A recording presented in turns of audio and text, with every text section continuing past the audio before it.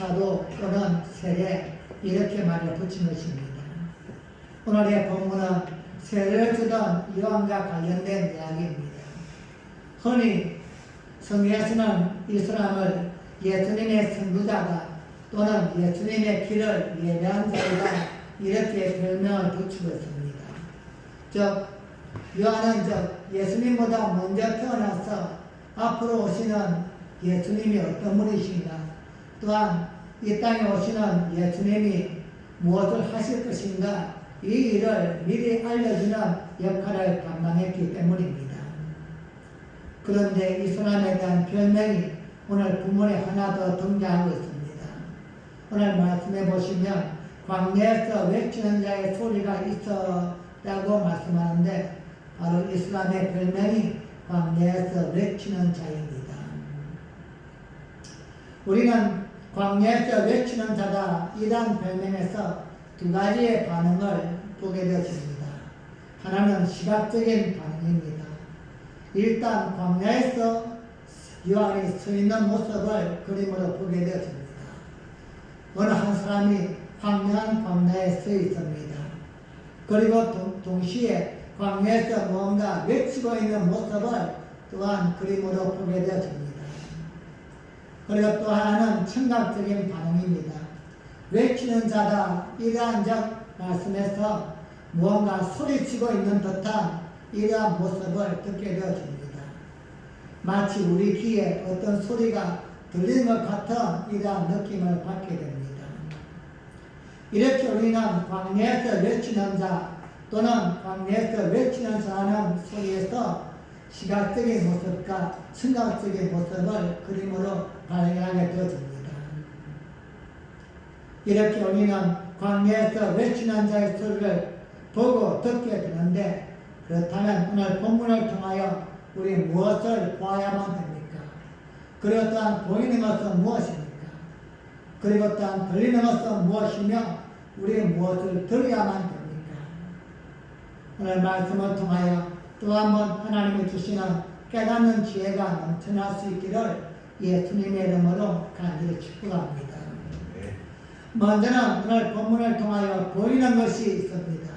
그리고 또한 우리가 보아야 할 것이 동시에 있습니다. 마태복음 3장 4절 말씀 함께 읽겠습니다. 시작.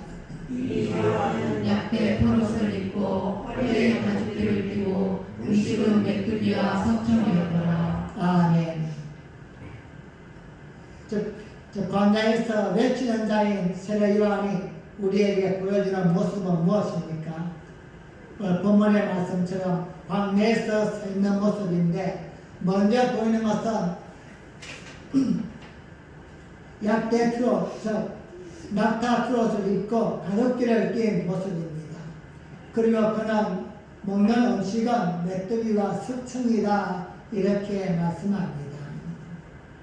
이것은 단적으로 세례 요한의 삶을 보여주는 것이지만 동시에 오늘 살아가는 믿음의 사람들이 가져야 될 신앙적 자세와 가치관이 무엇인가에 대하여 우리에게 말씀하고 있습니다. 요한은 유대 광야에서 하나님의 말씀을 전파했는데 요한에 대하여 이미 선지자 이사야가 이야기한 것이 있습니다. 바로 광야에서 외치는 자의 소리라 이렇게 예언하였습니다. 광야라고 하면 말 그대로 황량한 넓은 곳입니다. 단순히 그런데 황량하기만 한 것이 아니라 유대 광야는 험준한 산과 협곡들이 많이 있다고 합니다.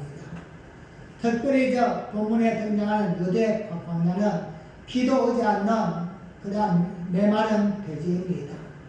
그러기에 광야는 탁 트인 넓은 땅이 아니라 황량하고 메마르고 척박한 땅이다 이렇게 생각할 수 있습니다. 풀도 제대로 성장하지 못하고 물이나 그늘도 하나 없는 이러한 사람이 살기에 척박하지 않은 곳이고 사막입니다.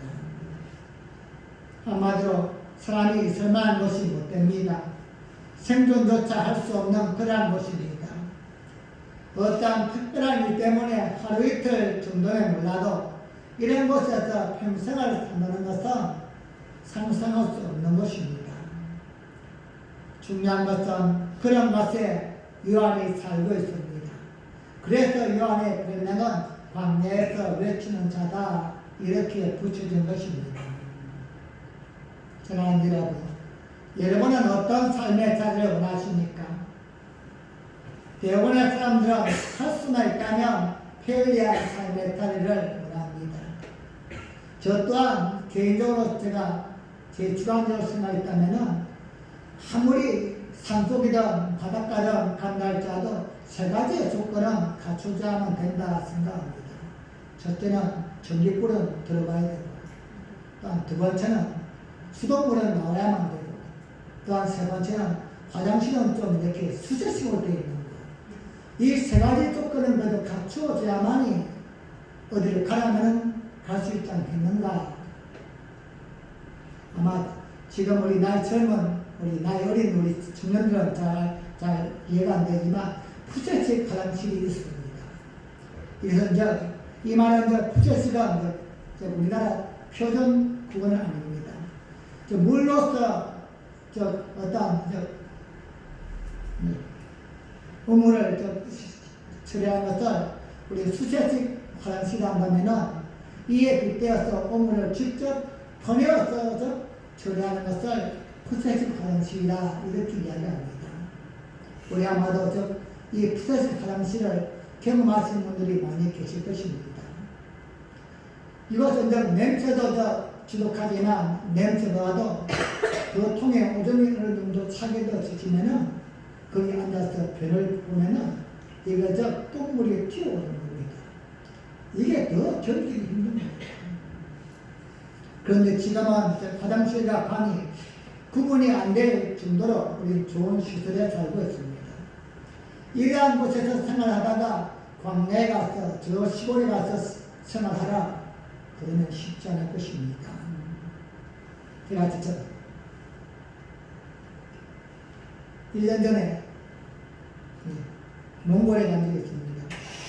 그런데 그때 여기서 생활하던 그냥 습관대로 저녁에 그냥 샤워를 하고 그냥 아침에 일어나서 샤워를 하려고 물을 켰는데 물이 나오지 않는 겁니다. 아니 분명히 수돗물을 켰는데 그날 밤까지만 해도 잘 나왔던 물이 나오지 않는 겁니다. 근데 무슨 일인가 알아봤더니만 외치는 이렇게 수도관을 통해서 오는 물이 아니라 옆에 탱크에다 물을 받아놓고 쓰는 거예요. 그래서 급수차가 와서는 물을 이렇게 부어주면 그 물을 사용하는 겁니다. 누가 그걸 알았겠어요. 그래서 미리 이야기해줬으면 앞에서 사용할 건데 아침에 양치도 못하고 세수도 못하고 그냥 한 9시쯤 돼서 물차가 올 때까지 기다려야만 되는 거예요. 화장실도 갔는데 제가 시골에서 오래전에 본 화장실 쪼그려 앉아서 용배를 부는데 깊이가 얼마나 깊은지 위치 보기도 하는 겁니다. 완전히 긴장이 되어서 용물을 볼 수 없을 정도입니다. 사람들은 이렇게 편리하면 편리할수록 좋다고 생각합니다. 중요한 것은 이렇게 편리함을 추구하면서 우리의 삶은 어쩌면 점점 나태해지고 있지 않는가. 그리고 또한 우리 이렇게 편리함을 추구하면서 우리는 정치 없어질 때가 가끔씩은 있어진다는 것입니다. 저희가 아마도 저 몽골에 가서 선교사역을 하려면은 저는 쉽사리 결정하지 못할 것입니다.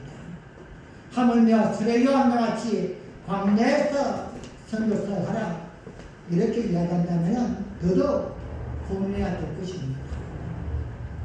그런데 여러분 당시의 광야를 생각하면 척박하고 황량하고 나무도 풀도 없고 그늘도 없던 물도 없고 사람이 살지 못한 그곳은 땅이 아니다. 사람이 살 수 없는 곳이다. 이렇게 생각할 수 있겠지만 불편한 장소로만 생각될 수 있지만 그렇게만 생각해도 결코 아닌 것입니다. 이스라엘 백성들에게 광야는 하나님을 만나는 장소였기 때문입니다. 구약이나 신약에서 모세를 비롯한 위대한 믿음의 인물들은 말씀을 받은 장소가 대부분 광야였습니다. 그만큼 광야는 연단과 훈련의 장소였고 하나님을 바라보고 하나님을 의지할 수 있는 조건을 만들어주는 믿음의 장소였기 때문입니다.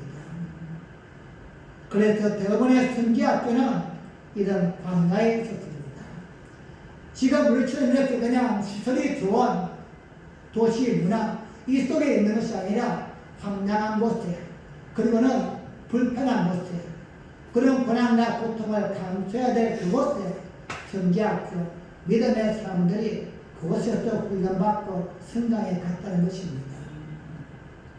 또한 광야는 이스라엘 백성에게 새로운 출발의 시작점이 되는 곳으로도 의미가 있습니다. 애굽을 나온 이스라엘 백성들은 광야에서 새로운 민족이 되어 가나안 땅으로 들어갔습니다.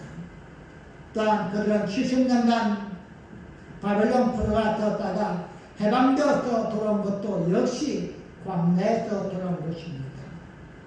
결국 광야는 메마르고 척박한 땅이어서 삶의 조건은 많이 열악하지만 그래서 더욱더 하나님을 바라보고 의지할 수 있는 좋은 장소였던 것입니다.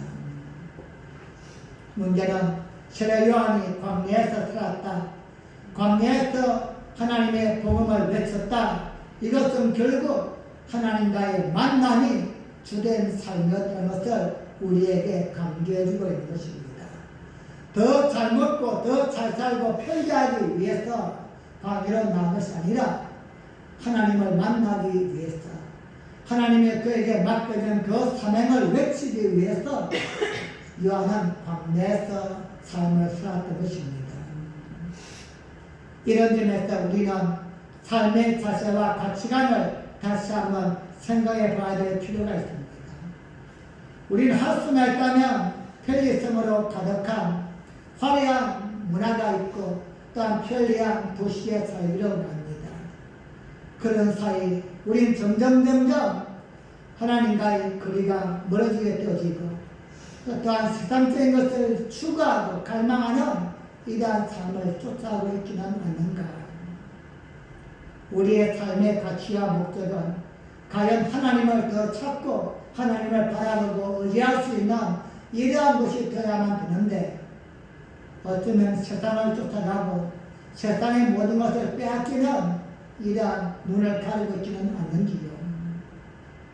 광야에 서 있는 요한을 보면서 오늘 또 우리가 붙들고 또한 추구해야 할 것이 무엇인가를 또 한번 생각해 볼 수 있는 기회가 되어집니다. 또한 요한이 입은 옷은 낙타, 트롯과 가죽띠였습니다. 당시의 부자들은 실크나 고운 벼옷을 입었고 양털을 염색한 옷을 입었습니다. 그리고 일반 평민들도 그냥 벼옷이나 염색하지 않은 양털 또는 염소 트롯을 입었습니다. 어쨌든 이러한 옷들은 일정한 가공을 거쳐서 옷답게 만든 것입니다. 반면에 세례 요한이 입은 낙타 트롯은 이런 가공을 거친 것이 아니라 그저 광야에서 즉 밤이 되어지면 떨어지는 기온을 막기 위한 거친 옷이었습니다.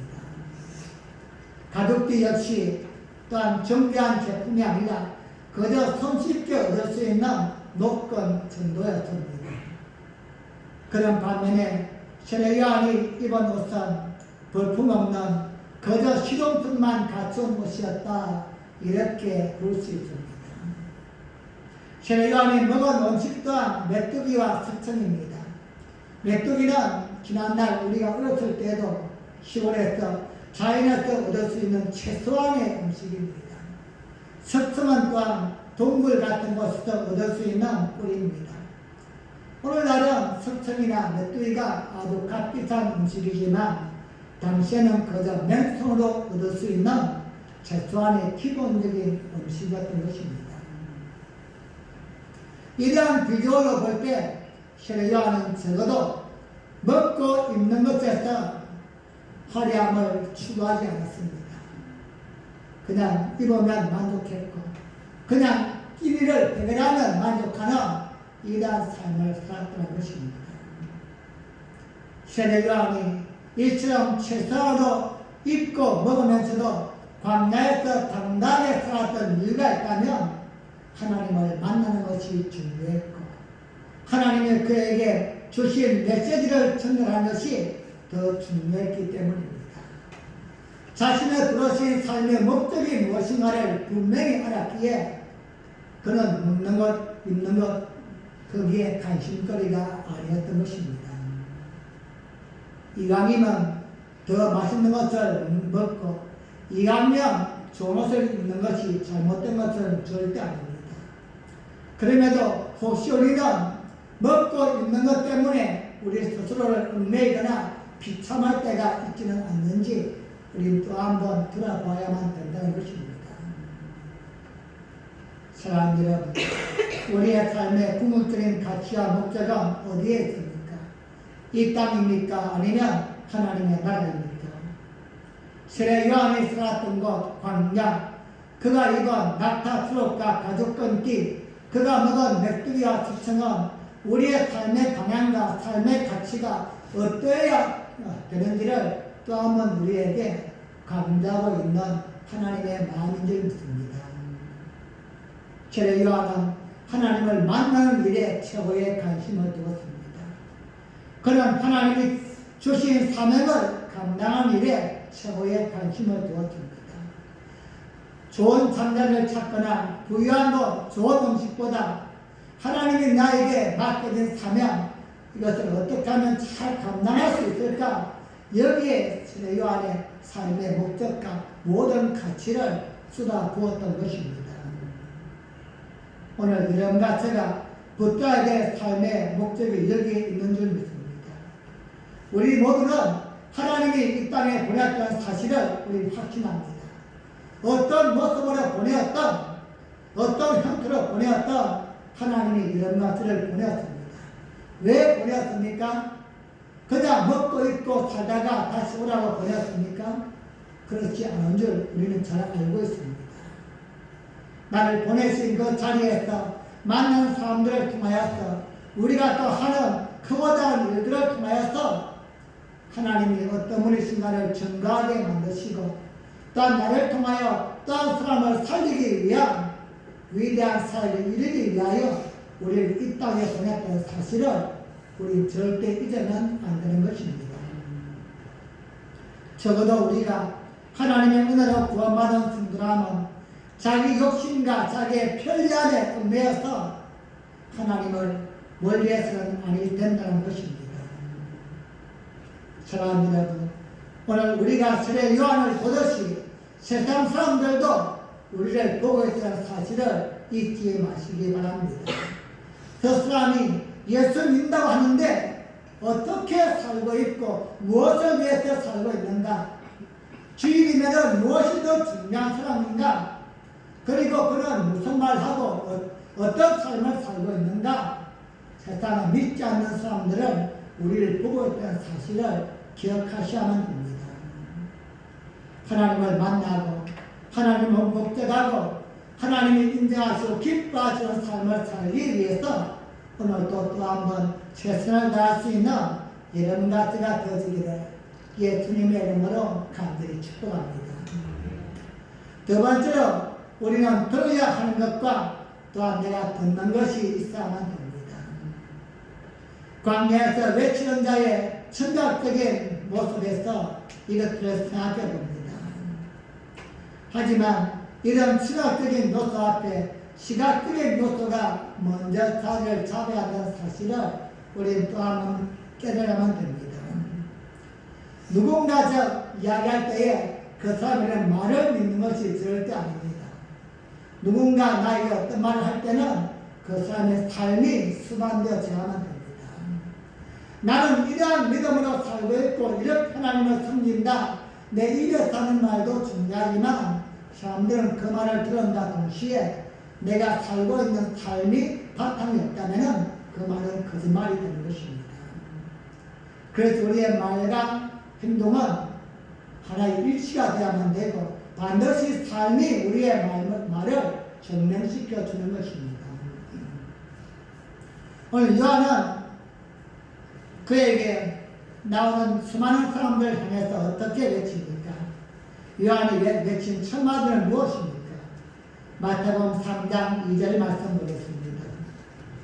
시작. 회개하라 천국이 가까이었느니라 하였으니. 아멘. 요한이 외친 첫 마디는 회개하라 천국이 가까웠느니라 말씀합니다.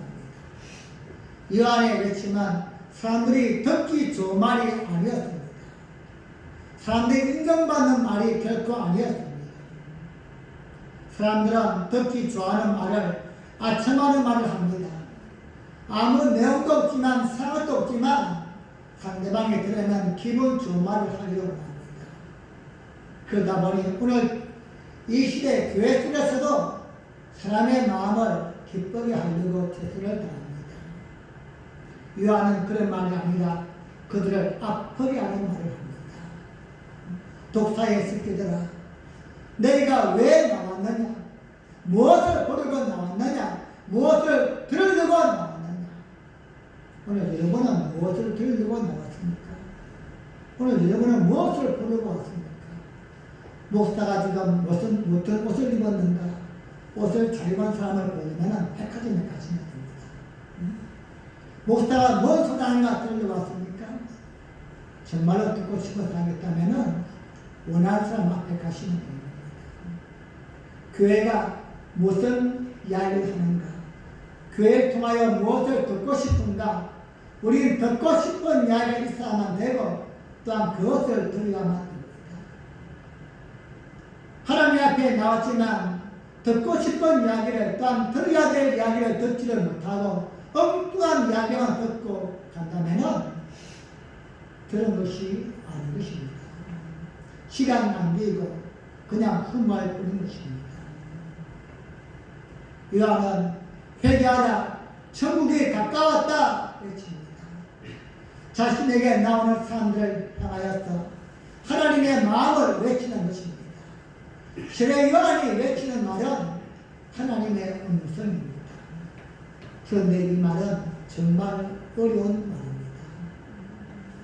여러분, 우리가 누군가와 만났을 때에 상대방에게 내가 정말 이것은 저 사람이 고쳐야만 좋겠는데 이러한 모습이 있다면 이걸 말하는 게 쉽지 않습니다. 당신은 이것을 고쳐야만 좋겠습니다. 이렇게 말할 때는 3번 정도 고민해야만 되고 해야만 될까 말하면 될까 말하면 관계가 펴질 것인데 다양한 생각을 해야만 됩니다.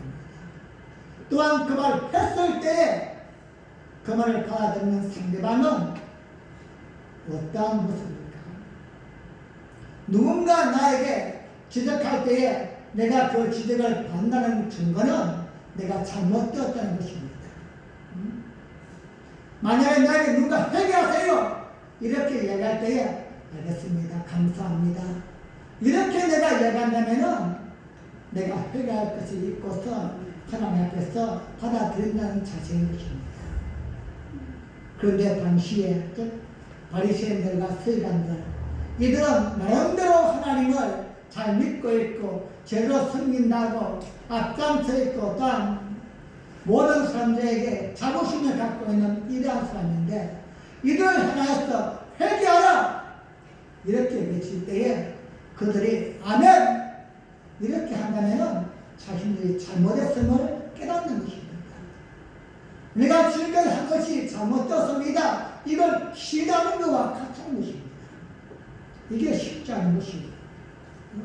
그런 이야기 할 수 있지만 내가 그것은 나는 아니야 다른 사람이야 이렇게 인정할 수 있지만 내가 아멘 한다는 것은 그렇습니다.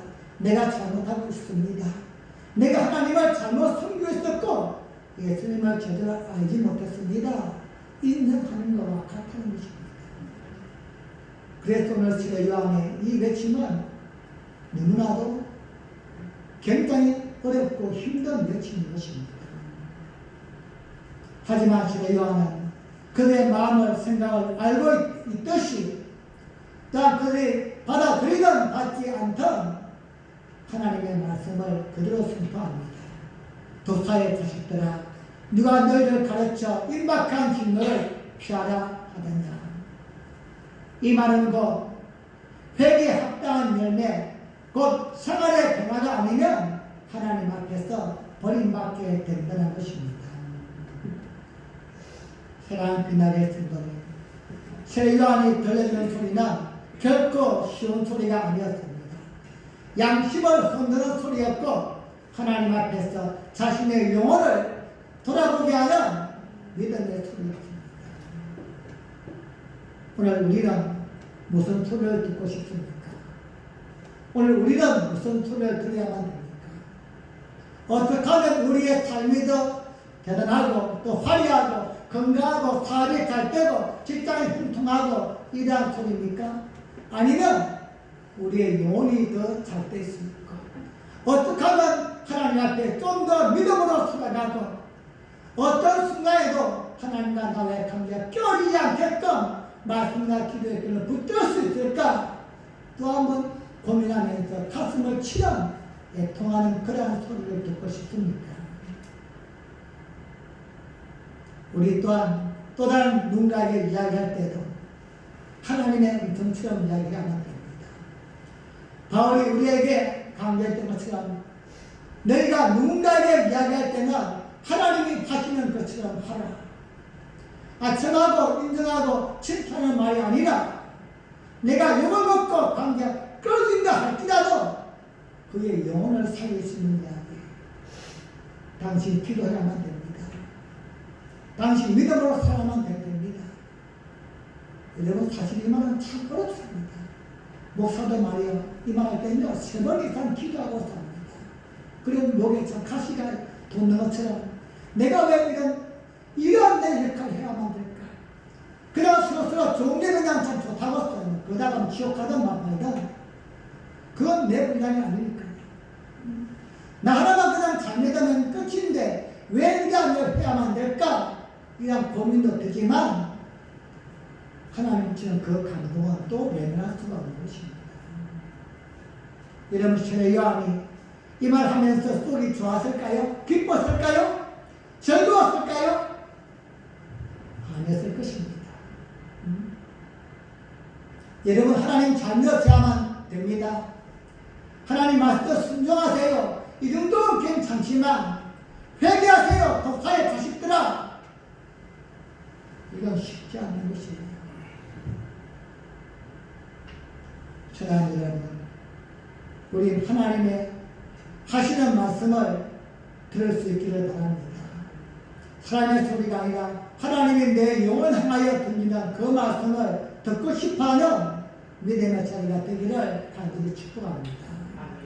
성경에 나올 때마다 하나님의 말씀을 들을 때마다 하나님 내 마음을 기쁘게 하는 소리가 아니라 내 마음을 움직일 수 있는 나를 또한 변화시킬 수 있는 새롭게 만들 수 있는 하나님만이 하실 수 있는 그 음성을 내가 듣게 하여 주시고 들을 수 있는 길을 열어주옵소서.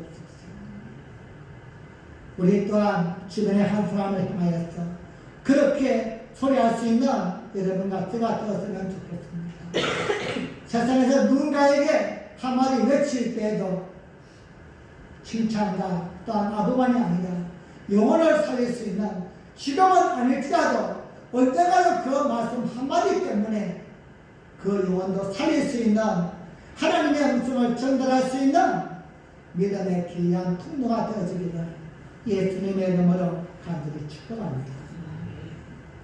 마지막 세 번째로 요한이 전가하는 것은 예수님입니다. 지금 세례 요한은 광야에서 예수님의 그 음성을 전가하고 있고 회개를 촉구하고 있지만 세례 요한이 외치는 소리는 자신 뒤에 오시는 분을 준비하게 하시는 것입니다. 즉 자신을 드러내는 것이 아니라 자기의 또한 주장이나 자기의 생각을 이야기하는 것이 아니라 오직 앞으로 오실 예수님을 전하고 있습니다. 마태복음 3장 11절 12절 말씀입니다. 시작. 나는 너희로 회개케 하기 위하여 물로 세례를 주거니와 내 뒤에 오시는 이는 나보다 능력이 많으시니 나는 그의 힘도 받지 못하니라. 그는 성령과 불로 너희에게 세례를 주시고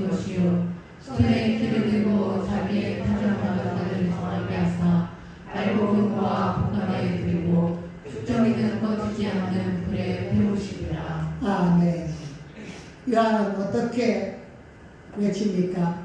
나는 누구다. 나는 무엇을 하고 있다. 내가 하는 일은 얼마만큼 중요하다. 이것이 아니라 자신을 증거하지 않습니다. 오직 예수님을 증거하고 있습니다. 비록 내가 지금 물로서 세례를 베풀고 있지만 이것은 값어치 있는 것이 아니다. 나는 그저 형식에 불과할 뿐이다. 내 위에 오시는 한 분이 계신데 나는 그분을 지금 준비하고 있는 자입니다. 그분이 오시면 그분은 성령과 불로서 세례를 베풀 것이며 나는 그분의 힘도 들 수 없을 정도로 부족한 자입니다. 여러분, 세례 요한은 대단한 자입니다. 우리 예수님께서 세례 요한을 어떻게 평가했습니까? 여자가 낳은 자 중에 최고의 사람이다. 이만큼 인정했습니다. 그런 엘리야와 같은 자이다. 즉 선지자 중에서는 그만큼 뛰어난 자라는 것입니다. 가장 큰 칭찬과 인정을 예수님이 해주었습니다. 여러분, 여자가 낳은 자 중에서 가장 큰 자이다. 이보다 더 큰 인정이 있습니까? 이보다 더 큰 칭찬 없습니다. 뭐 대통령이나 누구가도 이 땅에서 인간이 낳은 모든 사람 중에서 가장 큰 자이다. 이렇게 예수님이 인정할 정도이면은 요한은 대단한 사람입니다. 그럼에도 불구하고 그의 고백은 무엇입니까? 나는 아무것도 아니다. 나는 그저 외치는 소리일 뿐이다. 무엇을 외칩니까? 앞으로 예수님이 오시면 그분은 여러분에게 불가승으로 세례를 주실 것입니다. 여러분을 진정으로 구원의 길로 인도할 것입니다. 이걸 요한이 얘기했다는 것입니다. 사랑하는 여러분, 오늘 사람은 우리의 삶의 궁극적 목적은 무엇입니까? 우리의 삶의 목적은 예수님을 드러내는 데 있다는 사실을 잊지 마시기 바랍니다. 여러분의 직장 생활하고 사업을 하고 내가 또한 대단해지고서 내가 뭔가 이루고 싶어 하지만 이것의 모든 근본적인 목적은 예수님을 나타내는 데 있어야만 됩니다. 내가 왜 더 높아지고 왜 더 출세하면 됩니까? 예수님을 더 풍나게 나타내기 위해서, 더 많이 증가하기 위해서 우리 세례 요한과 같이 예수님을 나타내는 삶을 사는 것입니다. 내가 직장 다니고 내가 사업을 하고 내가 또 노력하고 내가 최선의 삶을 살지만 사실은 우리가 목적이 아니라는 사실을 여러분 기억하세요. 우리의 목적은 예수님을 잘 드러내기 위해서 직장에 필요하고 예수님을 더 잘 전가하기 위해서 사업이 형통해야 되고 예수님을 잘 드러내기 위해서 양육의 큰 인물이 되어야만 되는 것입니다. 이 목적과 가치가 바뀌면 아무 쓸데없는 존재가 되어집니다. 이 땅에 천년만년 살고 아무리 많은 걸 다 취하고 누린다 할지라도 결국은 내 욕심에 쌓여서 내 생각에 쌓여서 살다가 버리지만도 못하게 끝나고 마는 것입니다. 우리의 삶의 모든 목적은 예수님을 드러내는 데 대한 사실을 잊지 마시고 여러분 항상 기도할 때마다 하나님 나에게 허락하신 이 직장을 통해서 이 사업장을 통해서 내가 만나는 한 사람 한 사람을 통해서 예수님이 드러날 수 있게끔 사용하여 주시옵소서. 예수님이 풍성하게 사용될 수 있게끔 예수님이 축복해 주세요. 내가 지금 이 모습을 갖고는 예수님을 증명하기 너무나 부족합니다. 우리 그래서 하나님께 축복을 구해야만 되고 하나님께 더 큰 은혜를 구해야만 되는 것입니다. 여러분 자신을 위해서 울지 마십시오. 하나님은 여러분 땅을 치고 통쾌도 눈 하나 깜짝하지 않습니다.